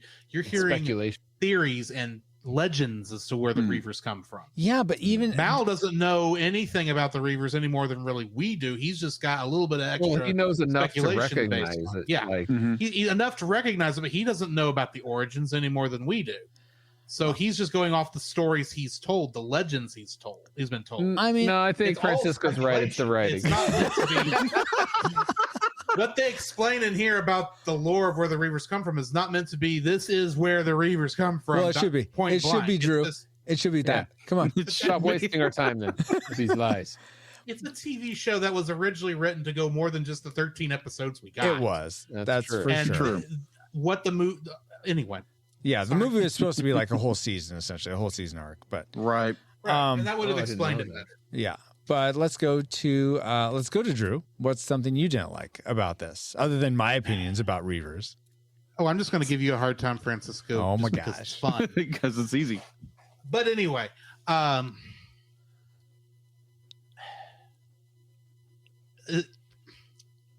I said, I'm loyal to my fandoms, and Star Trek is always my first love. Sure. And so there's a thing about that aesthetic I am going to prefer in general. Yeah. Okay. But here, I just want to point out that even though I know the reasoning why they don't use sound in the space scenes for anything, because you don't have sound in space. There's not enough material for the sound to reverberate. In space, no one can hear you complain about this shit. Right. And I get that since we're out far away from the sun, that it makes sense that there's not a whole lot of light here to bounce off of. Yes, exactly. I understand that. Yes. What I don't like is the fact that those two things, coupled with the fact that this CG that they used for this ship, for the ships in this series, does not hold up very well. Just because it holds up better than Babylon 5. Oh my gosh, I'm sure it's going to get me. I'm sure it's going to get me a lot of people mad at me for that too. But not all me. Of that stuff, I agree with you. All of that stuff coupled together almost makes it feel unfinished. Oh, it's interesting. This is my opinion. Yeah. The advantage that Enterprise, which was the Star Trek series around the time this came out, has over this is since they were fully lighting it and they were having the sound, the difference in the CG I felt is a little more. There's a little more give to it. Yeah, exactly. It makes it feel more like it's real, because every time we go to a space scene and I'm not hearing sound effects matching up with the ship like I'm expecting it to, I feel like there's something wrong with my set, or there's something wrong with the DVD. It pulls me immediately out of it, and I have to remember, no, that is the artistic decision that they decided to go with to keep this more realistic. And with the physics of this. I get that. You're not having PST from the Thief and the Cobbler with it not being unfinished? No. This is. I had a whole week between when I saw Thief and the Cobbler in this. Okay. So it was just ripe for the picking. The fact that it matched is purely convenience. Okay. In coincidence. Okay. I lost my train of thought. Sorry, I threw you off. No, it's just the part that really threw me the most is when at the very beginning when they dock with the ship. Yeah. And you see the booby trap come over and connect. I at first thought that looked like an octopus type monster that was just poorly animated, connecting to, and then I kind of let it go because no, that's just the poor animation of the umbilical connecting in. That's just so that because later on, like almost immediately after that, you see Serenity actually turn on the power systems and get everything going up, and I'm assuming turn the oxygen back on so they can take off their helmets and make one of my favorite punked scenes in probably recent television watching. That was good. But it took until they actually said booby trap for me to realize, that's not even supposed to be on the ship. Yes. Right. Yeah. And I could not tell that from the CG. There was nothing that the CG made it look so clunky. I wasn't even sure Reavers were what was coming up, even though I knew Reavers existed. Yeah. I thought maybe we had some kind of weird octopus monster from deep space that had somehow latched onto the ship and caused everyone and somehow sucked everybody out of the ship. I had another story building in my mind until they explained what was going on. Drew, I think that's on purpose. I think it was kind of had. I don't know. Maybe I had Cthulhu on the brain. I don't know. Drew, obviously, if you had ran like the lore and been on like the browncoats.net, you would know that that Joss Whedon said that there's no aliens in this space thing. So obviously it wasn't that. So I don't know where you got this whole octopus thing from. I'm watching blind. I know. I am intentionally watching this blind because I want to give this show the best it can give me 20 years later. No, they're not. And so I don't even care about there not being any aliens. In fact, I wouldn't be surprised if this show had gone on to a point where Joss Whedon left the show to go work on, I don't know, what was his next show? Dollhouse? Dollhouse, yes. If then somebody else came in, took over the show and say, okay, now we're going to have bug aliens come in and they're going to be happy. They're going to make first contact. I could see this happen. All right. And we're going to introduce 3 songs, and we're going to have Ferris Bueller do the voiceover. Yes, do animation the whole bit and make this more like Aladdin. It's going to be great. Oh, yeah. My you don't know how many times I was watching this, watching Thief and the Cobbler, expecting, when's he going to say, that's a lot of fish? Where's that from? I don't get That's it. from Godzilla. Oh. 97, 98. Okay. And one of the stupidest lines because in Matthew movie Broderick history. says it. Okay, gotcha. Yeah. Okay, gotcha. Like, that's a lot now of I'm fish. making the connection. Oh my gosh. Anyway, Oh my Paul, gosh. would you like to play a game? Anyway, what's the thing you hated the most about this episode?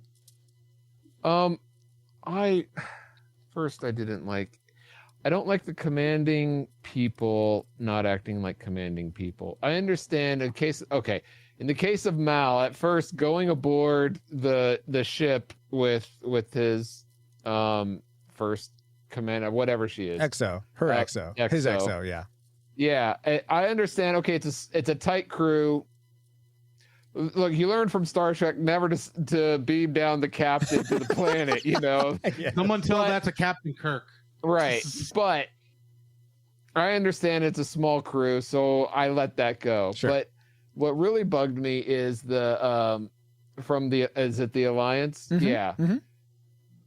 The Alliance, the main guy over the station, or is he just I think he's over the station. Is he an interrogator? Okay. Why is the main guy interrogating? That's and why is the point. main guy going on the away mission to clean up the ship? It wouldn't happen that way. Yeah, that's a good point. Yeah, I agree. Yeah, especially for this by the book. Right. Officer. Exactly. On his first exactly. tour. So all the his decisions giant flying office block. for them to get out of that situation would never happen because they would never run into the main guy to change his mind. Like that's fair. It bugged me. Life does not work that way. Sorry, Joss. That's an excellent point, Paul. I never would have really thought about that, but I think you're absolutely right. Just a touch too comic booky. Jacob, that leaves you. What was the thing you hated most about this episode? Mine would be the Mal's explanation of why the guy is turned into or has morphed himself into a Reaver.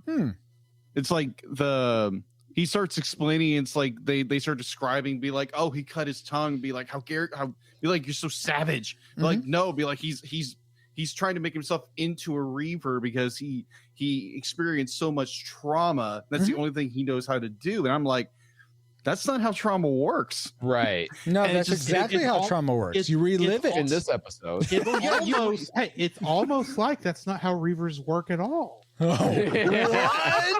What? Exactly. Oh my gosh. Maybe it was thought out. I don't know. Know. If Maybe even had it figured out at this point. Yeah, but Reavers came from. Yeah, but simply going off his logic that, like someone who is a victim who is being forced to watch something, and that somehow, and unless you're dealing with someone who's been conditioned for years and years and years and years, they become that. But over the span of like 2 days, I don't know how long the Reavers had been on that ship. Be like, Jacob, they're next to a black hole, so time works differently. So it was like it was years and years.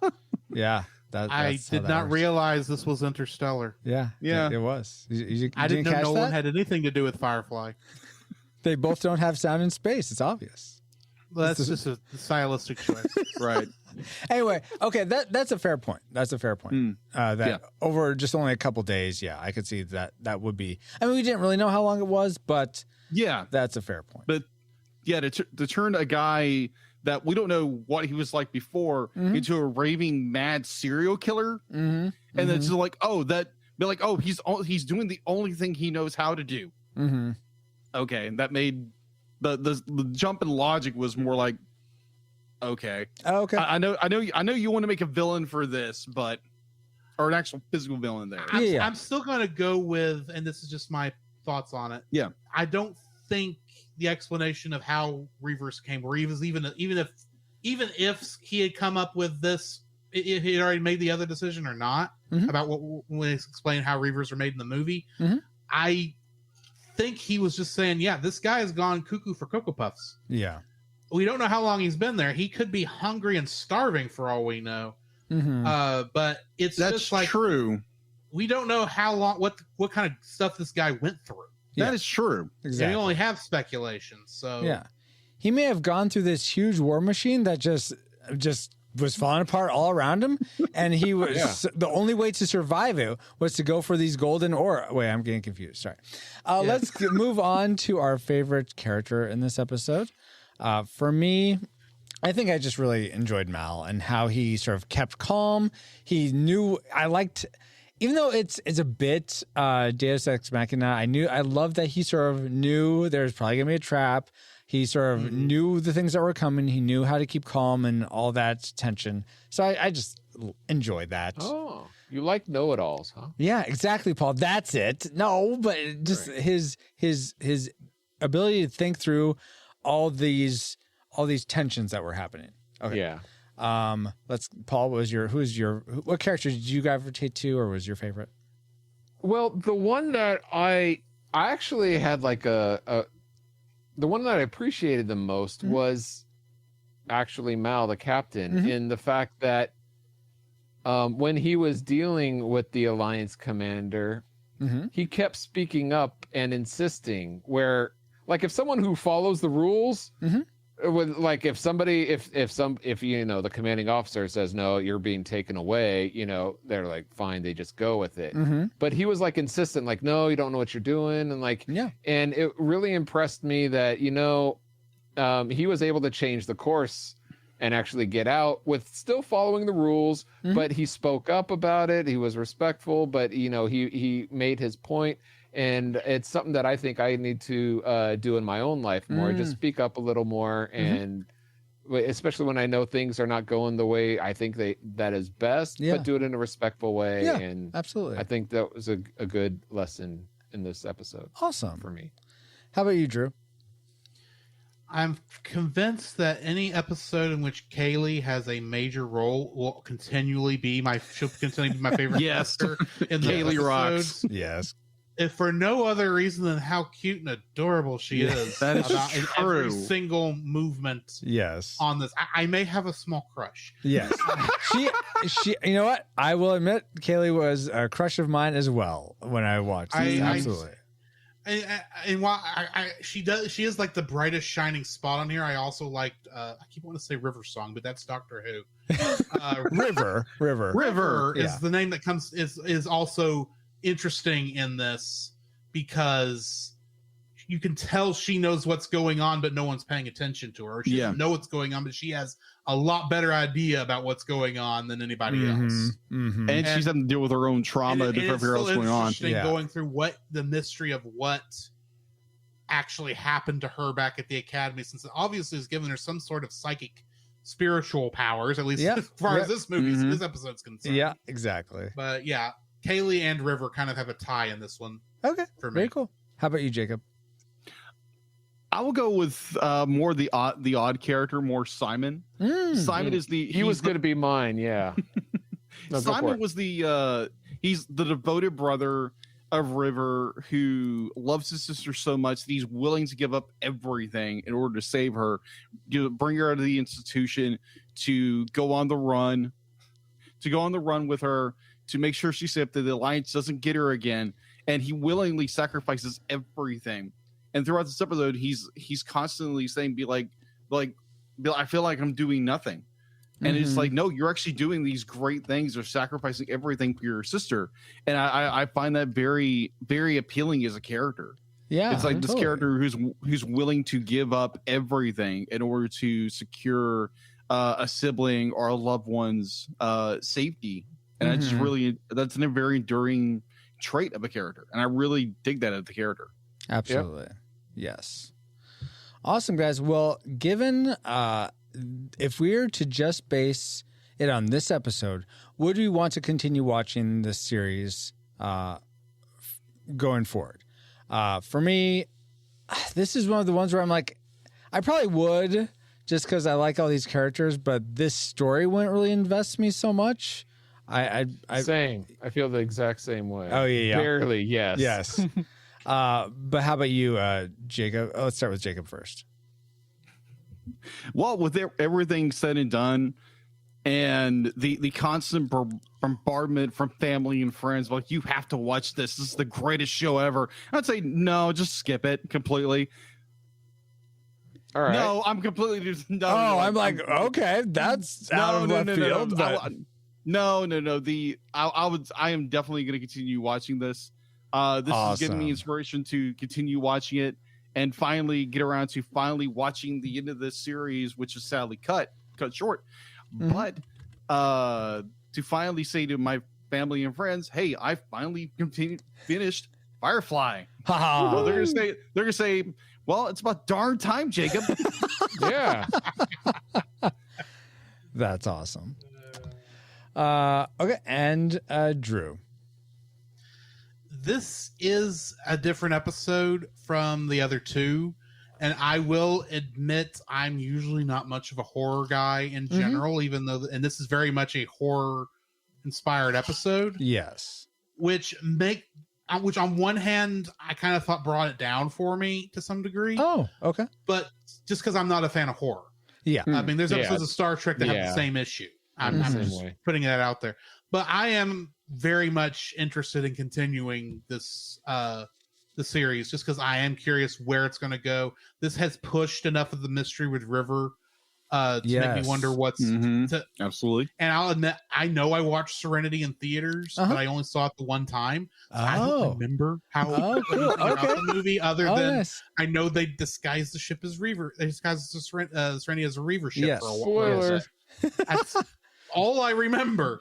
But yeah, I am interested in seeing where this goes. And awesome. I will continue watching it as y'all go through it. Awesome. Nice. Well, it sounds like we're all in agreement to probably keep watching with some slight hesitation, but I mean, it's far better than Young Indiana Jones. Here.